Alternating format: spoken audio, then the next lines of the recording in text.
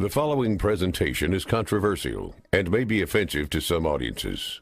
Viewer discretion is advised. Hi, my name is Josh, and this is a fish.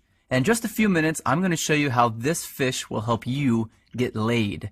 And it'll do it without teaching you cheesy pickup lines that don't work, without letting you spend a dime on dinners and drinks, and without anyone ever noticing you're using his techniques on them.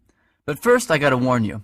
I've taught this technique you're about to learn to over 110,000 guys just like you who live in over 30 countries around the world, and it's going to make hot women stare at you and uncontrollably chase you. But to be fair to the other 100,000 plus guys who've shoved money in my pockets to teach them this technique already, I'm only going to be able to leave this video up for 24 hours. So this is literally the only chance you'll get to see this video all the way through.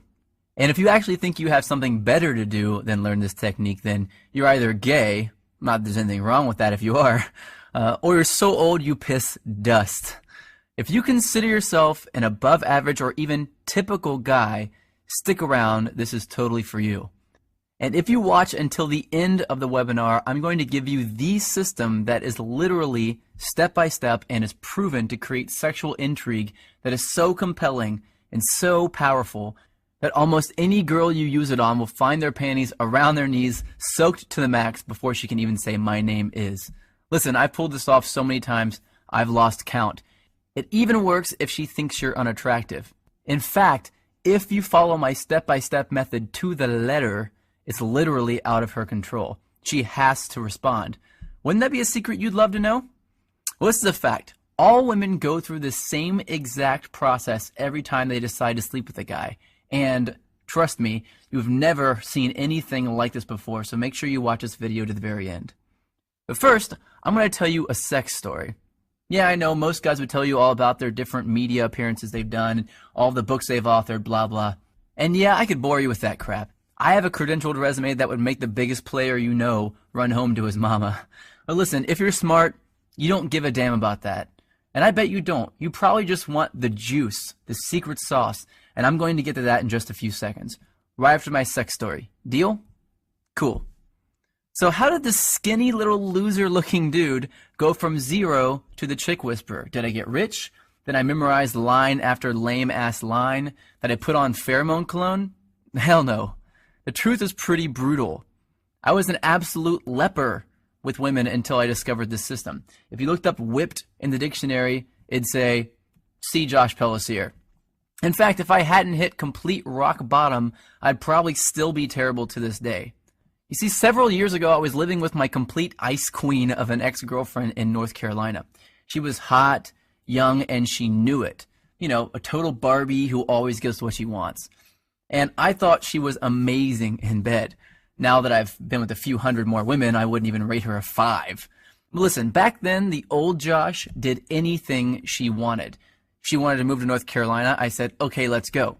She wanted to keep in touch with her ex-boyfriend. I told her, it's okay, I understand. She wanted me to pay for the apartment. I didn't want to look like a deadbeat, so I said, I'll work 2 jobs, no problem.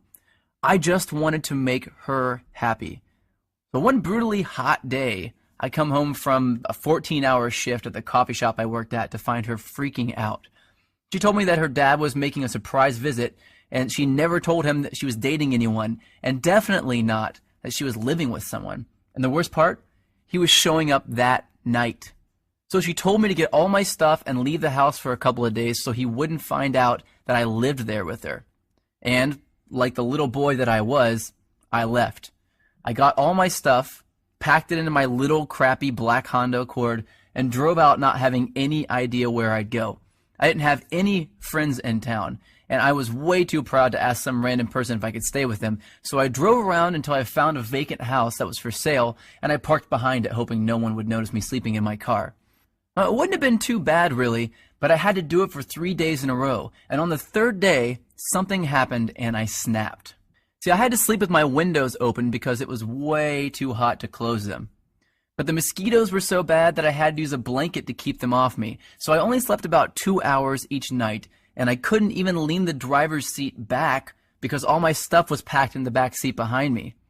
So I had to sleep sitting up in the driver's seat, covered in a blanket, in the sweltering heat, behind a vacant house, like a hobo. And then it happened. I was half asleep and I hear, "Freeze, put your hands where I can see them." I freak out, of course.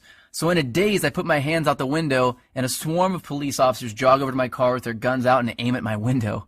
Apparently, the neighbor had seen a strange car parked behind the vacant lot and called the police.